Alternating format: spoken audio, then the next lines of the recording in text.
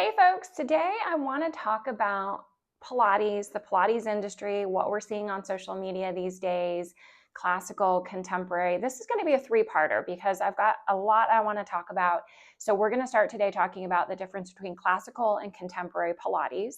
And just a little background on me. I've been in the Pilates industry for about 17 years, teaching for about 16. And I've done a couple different Pilates certifications. I hold the National Pilates certification as well.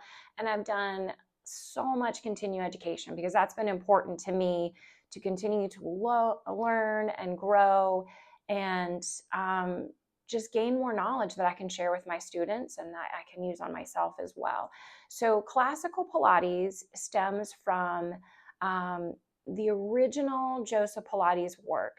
And Joseph Pilates put out a book, Controlology. There are 32 exercises in there, and they are in an order because when you do a book, you've got to put things in an order. So there are some in the classical world that feel like that is the only order that Pilates should be done in.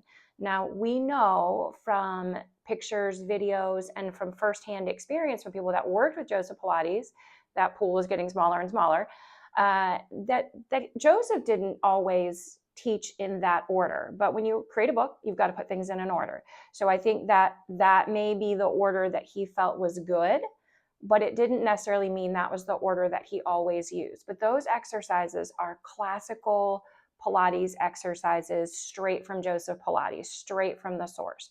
So that information, I think, as a Pilates instructor is important to have, important to understand so that you really understand what the foundation of Pilates is and what the principles of Pilates, that we're working from our center. It's about control. It's about breathing. It's about coordination. Then contemporary Pilates came along and realized that some of these exercises don't work well for all bodies. There's a lot of flexion. And in the time that Joseph Pilates was doing his work, people were not on phones, driving, they were standing more upright. So doing flexion wasn't as detrimental as it can be today for a population that tends to always be in flexion. So we see people with various different back issues or surgeries where maybe they can't do all the classical work. So contemporary Pilates says, all right, well, let's stick with the principles, but let's modify, let's change and evolve some of the exercises to better serve the population that we have.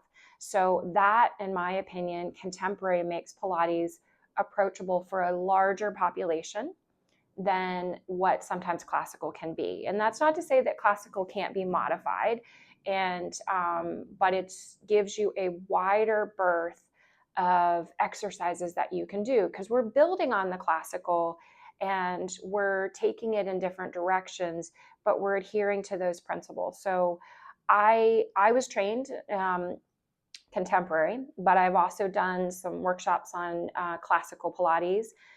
This summer, I spent time in Prescott and I take classical Pilates when I'm there. I think there's really benefit and beauty in both. And I think as an instructor, you should have a foundation in both, one way or the other. You should be familiar with both because it gives you a bigger toolbox to work with. When you have a client that comes in with a bulging disc and a hip replacement, what can I do with this person? I might do some classical, but I might need some contemporary too.